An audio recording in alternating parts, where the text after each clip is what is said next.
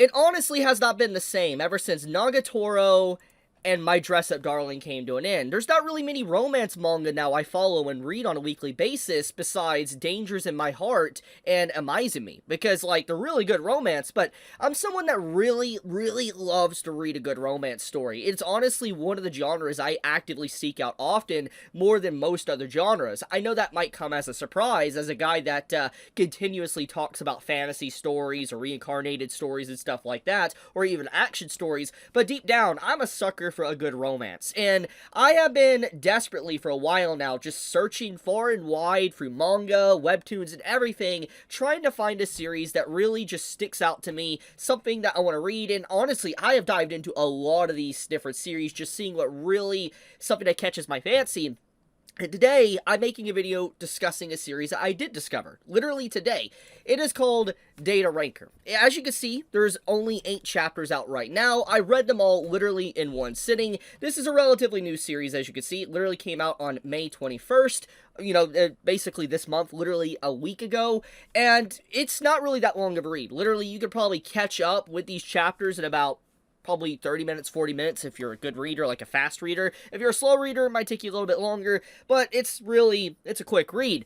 But today, the reason why I wanted to talk about this is because I wanted to recommend this series. Now, I want to go on record and say that I don't think Data Ranker is doing anything relatively fresh or new. I don't think it is breaking the mold for the romance genre, but it is very cute. It's very sweet, and it hits those certain little check boxes that I want when I actually read a romance series. And in this case, that's what sparked this video. I'm trying to put this series on the map for those that are like myself, trying to find a romance story, trying to find a romance manga or webcomic, webtoon, whatever, and just seeing if they might be genuinely interested in it. So, what is Data Ranker about? Well, the title is kind of self-explanatory. It's basically about a character, our main female character, that is a ranker, and she is also wanting to date someone that is potentially in the same type of field as her, or that's what it appears to be. So let's explain that. So the first chapter, how this opens up, is that she is a really good gamer, like a god gamer. Like, she is like one of the most #1 like players in this game she's playing.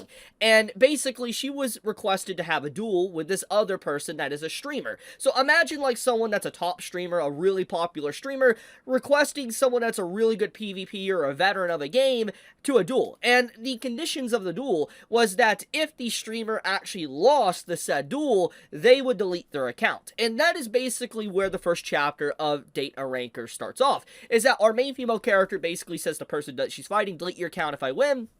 And basically, she does win. But she gives him a way out. The way out is if he actually pays her 1 million gold in the currency within the game. And what this means is she could turn around and turn that currency into basically actual real-life money to be able to live and breathe on. And this kind of introduces the main objective and goal of our main female character and what she's necessarily trying to do. Her objective is more or less to live off of being a gamer. She doesn't necessarily want to be a straight-up streamer. She doesn't want to necessarily be a video content creator. She wants to be someone that goes into a game, she can grind, games and stuff, and she builds up items and gold, and she can turn around and turn those items into actual real-world money. I've seen this happen a lot. As someone that has played quite a few games over the years, and I was, like, heavily into Ark Survival Evolved back in, like, 2016, 2017, I've definitely seen my fair share of, like, money markets when it comes to gaming. I remember seeing people selling, like, certain dinos and stuff when it came to Ark Survival Evolved. I remember people selling accounts and all that, and that's basically what our main female character is trying to do. She plays these certain individual games, she builds them up, gets a lot of good items on them, and then she turns around and tries to sell the account. That is at least what is established early on. Now, that obviously is the premise, but I haven't got into the romance yet. As for the romance, obviously, you can't have any series that is slice of life with this type of stuff without a little bit of romance. And what happens is that she encounters the person that she took money from. This isn't the guy, by the way. This is a different guy. But basically, she encounters a guy that she's the one that beat in the duel. And she doesn't want her secret identity to be revealed. For instance, she doesn't want him to know that she is actually a gamer or someone that is one of the top gamers. She doesn't want him to know that she is responsible for him losing money and even crying on stream. Yeah, the man cried on stream, and obviously he became a little bit of a joke. Everybody was mocking him and all that type of stuff. It's some pretty sad stuff, honestly. But basically, the dynamic of the characters is that she wants to keep her secret, not be found out that she's in the same school with the guy she literally took money from. But on top of that as well, she is having a crush with a guy that literally looks exactly like her player character. However, this character in general, he is a nerd. A bona fide classic example of a nerd. He is not, he's not a gamer. He's not someone that, you know, goes out of their way to play board games or D&D or anything like that from what we can see. He is an individual that just is strictly about studying, going to school, going to college. He's just head in the books. That's basically it.